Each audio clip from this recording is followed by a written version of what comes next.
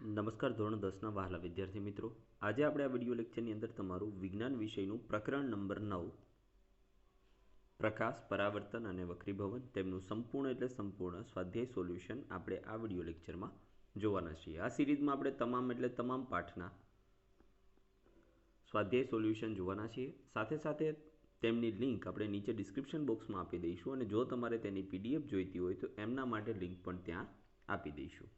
તો ચાલો મિત્રો જોઈએ પ્રશ્ન નંબર 1। નીચેના દ્રવ્યો પૈકી લેન્સ બનાવવા માટે કયા દ્રવ્યનો ઉપયોગ થશે નહીં? તો જો જે પારદર્શક નહીં હોય એમનો ઉપયોગ નહીં થાય તો માટી છે તે પારદર્શક નથી, માટે જવાબ આવશે માટી। બાકી બધા પારદર્શક છે તો એમનો ઉપયોગ આપણે કરી શકીએ। બીજું છે એક અંતર્ગોળ અરીસા વડે મળતું પ્રતિબિંબ આભાસી ચતુ વસ્તુ કરતાં મોટું દેખાય છે તો વસ્તુનું સ્થાન ક્યાં હશે? તો પહેલી વાત કરેલી છે અંતર્ગોળ અરીસો। તો અંતર્ગોળ અરીસો છે એમાં આપણે કહેવું તો કે આભાસી પ્રતિબિંબ જોઈએ છે, ચતુ પ્રતિબિંબ જોઈએ છે અને વસ્તુ કરતાં મોટું। તો આ પહેલી વાત કે અંતર્ગોળ અરીસામાં ચતુ અને આભાસી પ્રતિબિંબ હંમેશા એફ અને પી ની વચ્ચે જ્યારે વસ્તુને રાખવામાં આવે ત્યારે જ મળે છે। તો અરીસાના ધ્રુવ પી અને મુખ્ય કેન્દ્ર એફની વચ્ચે જ્યારે વસ્તુને રાખો ત્યારે। ત્રીજું, બહિર્ગોળ લેન્સની સામે વસ્તુને ક્યાં રાખતા તેનું સાચું અને વસ્તુના પરિમાણ જેવડું જ પ્રતિબિંબ મળે છે। તો હવે બહિર્ગોળ લેન્સની વાત કરી તો હવે આપણે વસ્તુ જેવડું જ પ્રતિબિંબ જોઈએ તો કેન્દ્ર લંબાઈ કરતાં બમણા અંતરે। તો કેન્દ્ર લંબાઈ કરતાં બમણું અંતર એટલે શું થશે? 2f1 અને એને આપણે સી એટલે કે વક્રતા કેન્દ્ર પણ કહેતા હતા। ત્યાં રાખશો તો પણ તમને વસ્તુ જેવડું પ્રતિબિંબ મળશે। ચોથું છે એક ગોળીય અરીસો અને એક પાતળા ગોળીય લેન્સ દરેકની કેન્દ્ર લંબાઈ -15 છે તો અરીસો અને લેન્સ તો બંને કેવા હશે? અંતર્ગોળ। પાંચમું, અરીસાની સામે ગમે ત્યાં ઊભા રહો છતાં તમારું પ્રતિબિંબ ચતું મળે તો આ અરીસો કેવો હશે? તો કાં તો સમતલ હશે અને કાં બહિર્ગોળ હશે। પરંતુ જો અહીંયા પ્રતિબિંબની પરિમાણની વાત કરી હોત ને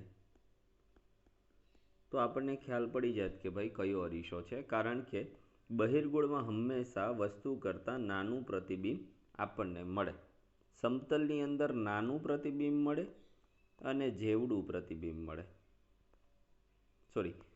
હંમેશા સમતલમાં જેવડું જ પ્રતિબિંબ, વસ્તુ જેવડી હશે એવડું જ પ્રતિબિંબ મળશે। તો આપણને પરિમાણ પરથી ખબર પડી જાત।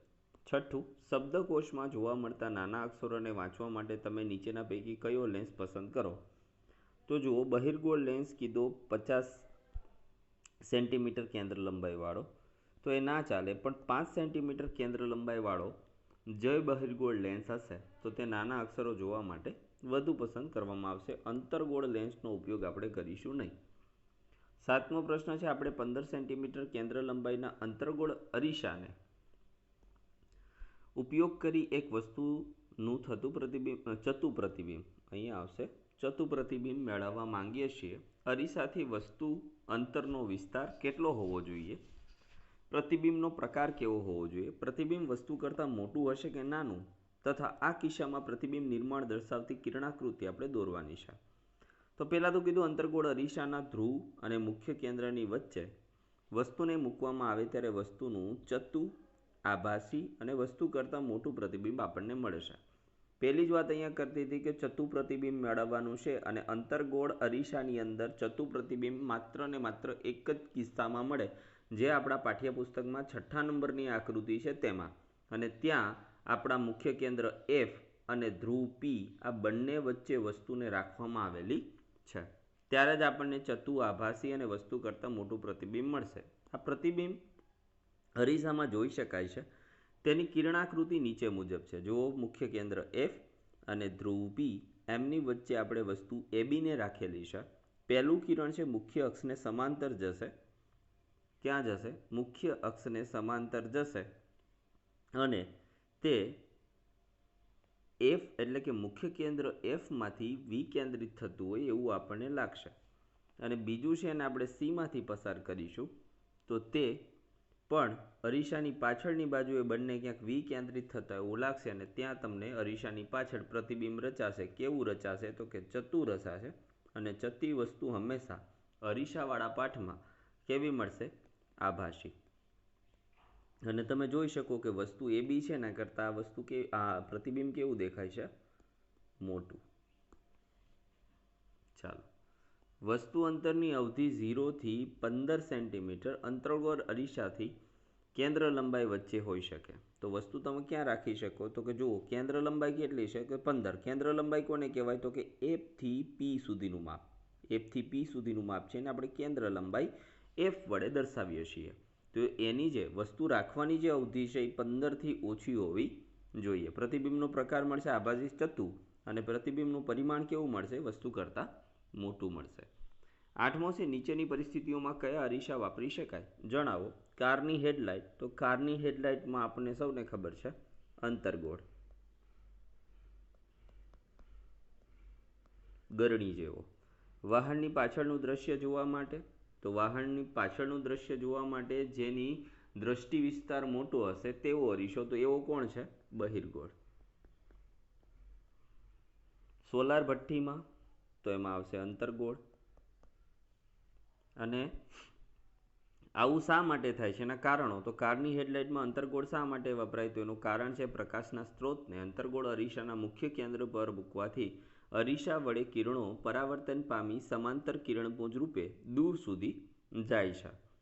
બી, વાહનની સાઈડનો જે અરીસો છે એને બહિર્ગોળ શા માટે રાખવામાં આવે? તો એનું કારણ છે કે બહિર્ગોળ અરીસાની સામે વસ્તુ ગમે તે સ્થાને હોય તો પણ તેનું આભાસી ચતુ વસ્તુ કરતાં નાનું પરંતુ વિશાળ દ્રષ્ટિ ક્ષેત્રને આવરી લેતું પ્રતિબિંબ બહિર્ગોળ અરીસામાં નજીકમાં રચાય છે એટલા માટે. આથી ડ્રાઈવરને પાછળનો વાહન વ્યવહાર જોઈ સલામત રીતે વાહન ચલાવી શકે. સૌર ભઠ્ઠાની વાત કરીએ તો એમાં અંતર્ગોળ વપરાય. શા માટે? તો સૂર્યના સમાંતર કિરણો અંતર્ગોળ અરીસા વડે પરાવર્તન પામી મુખ્ય કેન્દ્ર આગળ કેન્દ્રિત થાય છે. આથી ત્યાં પુષ્કળ ઉષ્મા ઉત્પન્ન થાય. પરિણામે સોલાર જે ભઠ્ઠી છે એમાં 180°C થી 200°C જેટલું તાપમાન મેળવી શકાય છે. 9મો પ્રશ્ન છે, બહિર્ગોળ લેન્સના અડધા ભાગને કાળા પેપર વડે ઢાંકી દેવામાં આવે છે. શું આ લેન્સ વસ્તુનું સંપૂર્ણ પ્રતિબિંબ આપશે? તમારું પરિણામ પ્રાયોગિક રીતે પણ ચકાસો. તમારું અવલોકન સમજાવો. તો હા, બહિર્ગોળ લેન્સના અડધા ભાગને કાળા પેપર વડે ઢાંકી દેવામાં આવે તો પણ લેન્સ વસ્તુનું સંપૂર્ણ પ્રતિબિંબ આપી શકે છે. અહીં અડધા ભાગનો લેન્સ ખુલ્લો હોવાથી 1/4 ભાગથી પ્રકાશની તીવ્રતાવાળું પ્રતિબિંબ જોવા મળશે. કારણ કે ઓછી સંખ્યામાં પ્રકાશના કિરણો લેન્સ પર આપાત થઈ વક્રીભૂત પરાવર્તન પામશે. અહીંયા વક્રીભૂત પામશે લેન્સ છે એટલા માટે. વસ્તુના બધા ભાગોમાંથી પ્રકાશ લેન્સના અડધા ખુલ્લા ભાગ વડે વક્રીભૂત થતો હોવાથી પ્રતિબિંબનો પ્રકાર, કદ અને સ્થાન આખા લેન્સ વડે મળતા પ્રતિબિંબ જેવા જ રહેશે.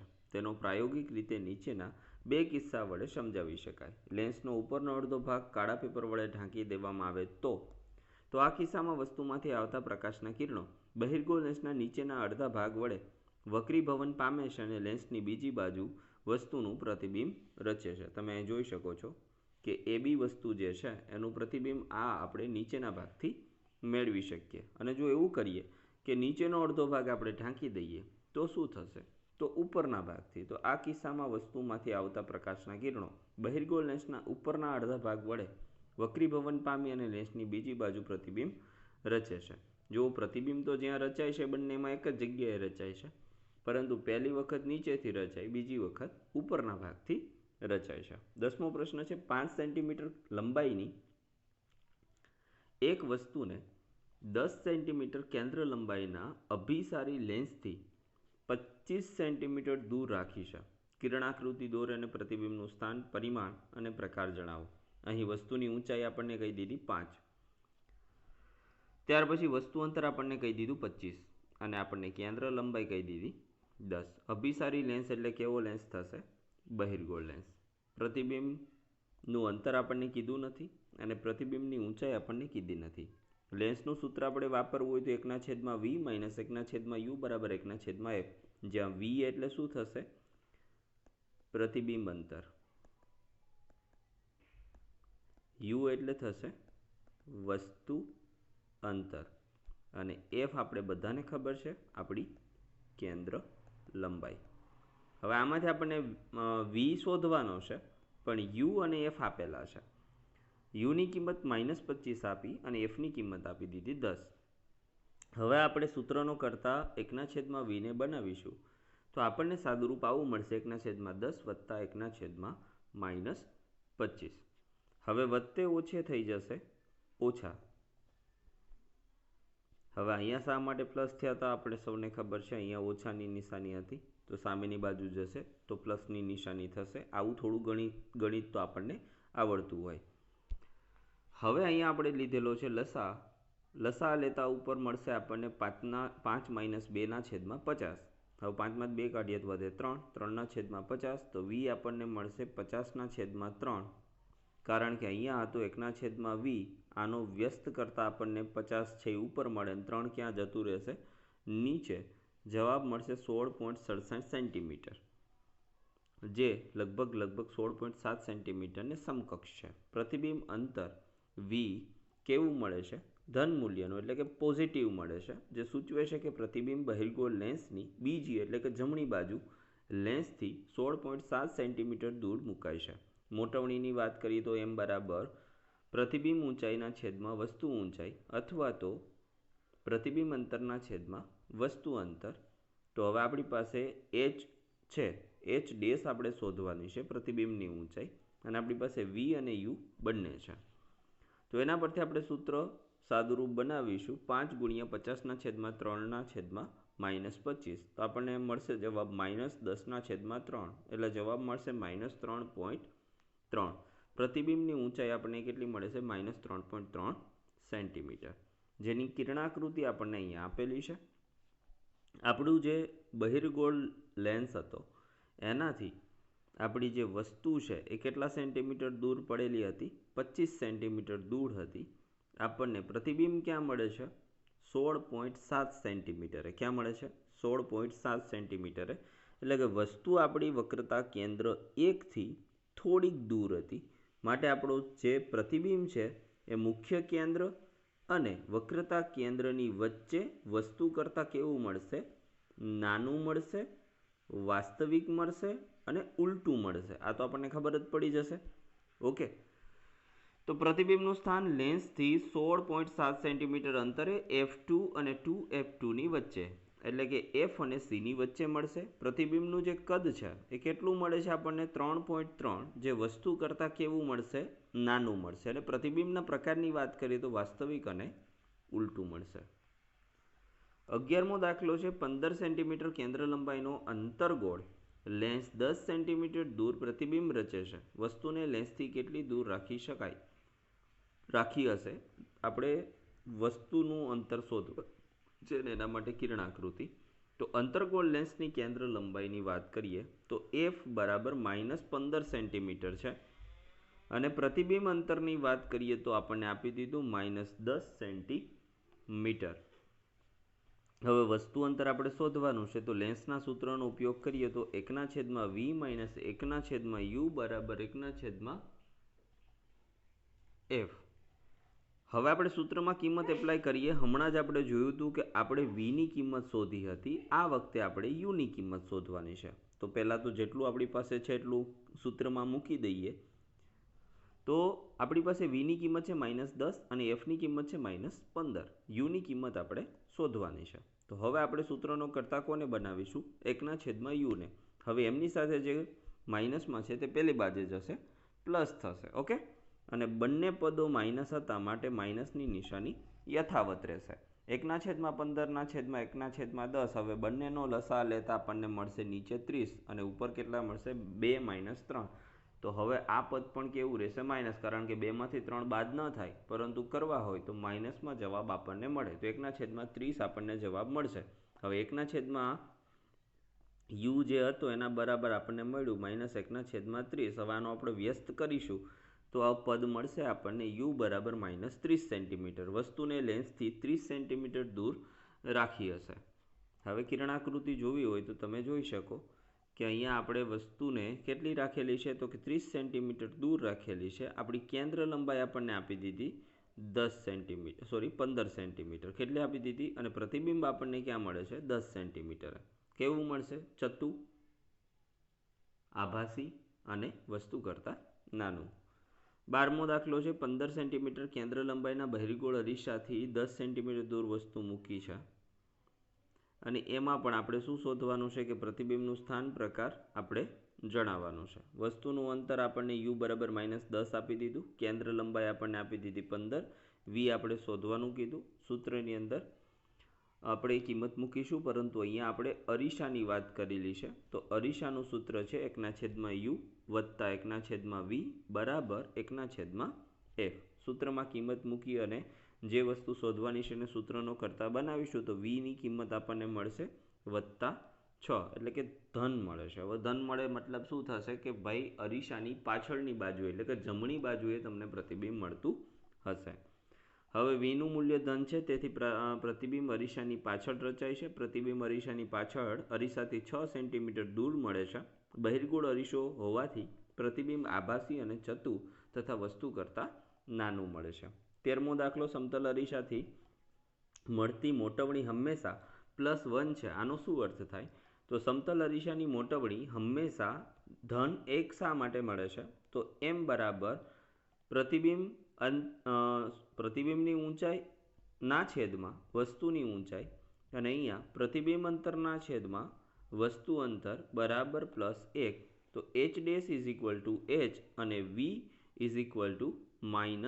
-u થશે. પ્રતિબિંબનું પરિમાણ અને વસ્તુનું પરિમાણ સમાન છે તથા વસ્તુ અંતર અને પ્રતિબિંબ અંતર એ પણ બંને સમાન છે. માટે હંમેશા સમતલ અરીસાની મોટવણી કેટલી મળશે? +1 મળે. 14મો છે 30 સેન્ટીમીટર વક્રતા ત્રિજ્યા ધરાવતા બહિર્ગોળ અરીસાની સામે 20 સેન્ટીમીટર દૂર 5 સેન્ટીમીટર લંબાઈની એક વસ્તુ મૂકેલી છે. પ્રતિબિંબનું સ્થાન પ્રકાર અને પરિમાણ શોધવાના છે. તો બહિર્ગોળ અરીસાની વક્રતા ત્રિજ્યા બરાબર +30 સેન્ટીમીટર, તેની કેન્દ્ર લંબાઈ એટલા માટે થશે, વક્રતા ત્રિજ્યા આપણને 30 આપી તો એને ભાગ્યા 2 કરીશું એટલે આપણે આપણી કેન્દ્ર લંબાઈ કેટલી મળશે? +15 મળશે. વસ્તુ અંતર આપણને આપી દીધું -20 સેન્ટીમીટર અને ઊંચાઈ આપણને આપી દીધી +5 સેન્ટીમીટર. પ્રતિબિંબ અંતર આપણે શોધવાનું છે અને પ્રતિબિંબની ઊંચાઈ પણ આપણે શોધવાની છે. અરીસાનું સૂત્ર છે 1/v વત્તા 1/u બરાબર 1/f. હવે સૂત્રની અંદર જેટલું પણ આપણી પાસે છે એની કિંમત મૂકીએ. યુની કિંમત છે -20 અને એફની કિંમત આપણને ખબર છે 15 છે. સૂત્રનો કરતાં 1/v ને બનાવીશું, ત્યારબાદ આપણે લસા લઈશું 15 અને 20નો, તો જવાબ મળશે આપણે લસા 60, ઉપર મળશે 4 + 3, તો જવાબ આવશે 7/60 અને vની કિંમત આપણને મળશે 8.57 સેન્ટીમીટર. vની કિંમત જે છે 8.57 એનું મૂલ્ય ધન છે, તો પ્રતિબિંબ અરીસાની પાછળની બાજુએ 8.57 સેન્ટીમીટર અંતરે મળે છે. બહિર્ગોળ અરીસામાં પ્રતિબિંબ હંમેશા આભાસી, ચતુ અને વસ્તુ કરતાં કેવું હોય છે?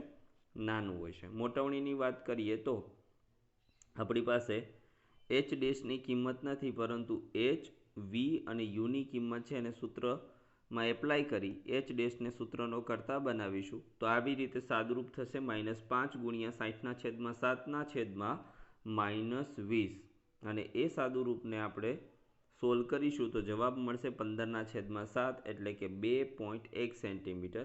પ્રતિબિંબનું પરિમાણ સાઇઝ 2.1 સેન્ટીમીટર છે. આમ પ્રતિબિંબનું પરિમાણ વસ્તુના પરિમાણ કરતાં નાનું છે. 15મો દાખલો છે 18 સેન્ટીમીટર કેન્દ્ર લંબાઈ ધરાવતા અંતર્ગોળ અરીસાની સામે 27 સેન્ટીમીટર દૂર 7 સેન્ટીમીટર લંબાઈની એક વસ્તુને મૂકેલી છે. પડદાને અરીસાથી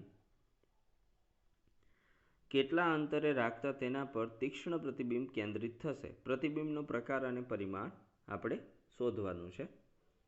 તો જુઓ, અંતર્ગોળ અરીસાની કેન્દ્ર લંબાઈ આપણને આપી દીધી f બરાબર -18, વસ્તુનું અંતર આપણને આપી દીધું -27, વસ્તુની ઊંચાઈ આપણને આપી દીધી 7.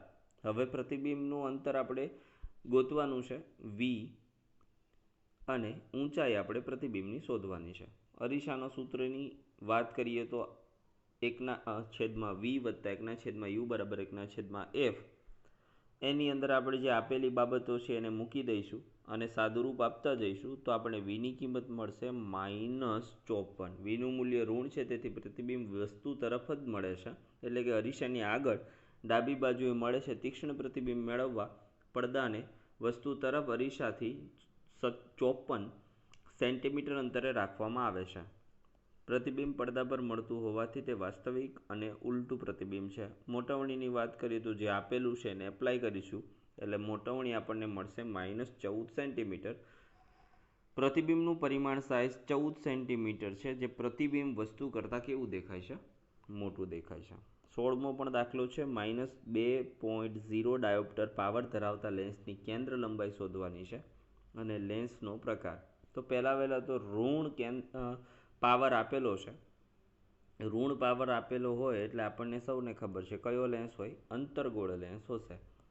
પાવર બરાબર -2.0 ડાયોપ્ટર અને હવે એને આપણે મીટરમાં કન્વર્ટ કરીશું. લેન્સનો પાવર P બરાબર 1/f, તો -2.0 બરાબર 1/f, તો f બરાબર -1/2 બરાબર -0.50 મીટર. લેન્સની કેન્દ્ર લંબાઈ થશે 50 સેન્ટીમીટર. કારણ કે આ મીટરમાં આપેલું છે, આપણે સેન્ટીમીટરમાં ફેરવી દઈએ. લેન્સનો પાવર કેન્દ્ર લંબાઈ ઋણ હોવાથી તે અંતર્ગોળ લેન્સ થશે. 17મો છે. એક ડોક્ટર ધન 1.5 ડાયોપ્ટર એટલે કે પોઝિટિવ 1.5 ડાયોપ્ટર પાવર ધરાવતા શુદ્ધિકારક લેન્સની સૂચના આપે છે. લેન્સની કેન્દ્ર લંબાઈ તમારે શોધવાની છે અને સૂચિત કરેલો અભિસારી લેન્સ છે કે અપસારી તે કહેવાનું છે. તો અભિસારી એટલે બહિર્ગોળ અને અપસારી એટલે અંતર્ગોળ. હવે આપણને એટલી તો ખબર છે કે પ્લસ પાવર છે તો કયો હશે? અભિસારી. તો આપણે સૂત્રમાં કિંમત મૂકી દઈએ. P બરાબર 1/f. આપણી પાસે P છે 1.5, એફને આપણે શોધવાનો છે. તો એફને સૂત્રનો કરતા બનાવીએ તો 1/1.5 જશે અને એનું સાદુરૂપ આપતા 2/3 એટલે જવાબ મળશે 0.67 મીટર. 0.67 મીટરને સેન્ટીમીટરમાં કન્વર્ટ કરતા આવશે 67 સેન્ટીમીટર. કેન્દ્ર લંબાઈ કેટલી થશે? 67 સેન્ટીમીટર અને પાવર ધન હોવાથી તે કેવો થશે? બહિર્ગોળ લેન્સ. તો મિત્રો આ હતું સંપૂર્ણ તમારા પાઠ નંબર 9નું સ્વાધ્યાય સોલ્યુશન. ફરી મળીશું આવા જ એક સ્વાધ્યાય સોલ્યુશન સાથે. ત્યાં સુધી આવજો. જય હિન્દ, જય ભારત.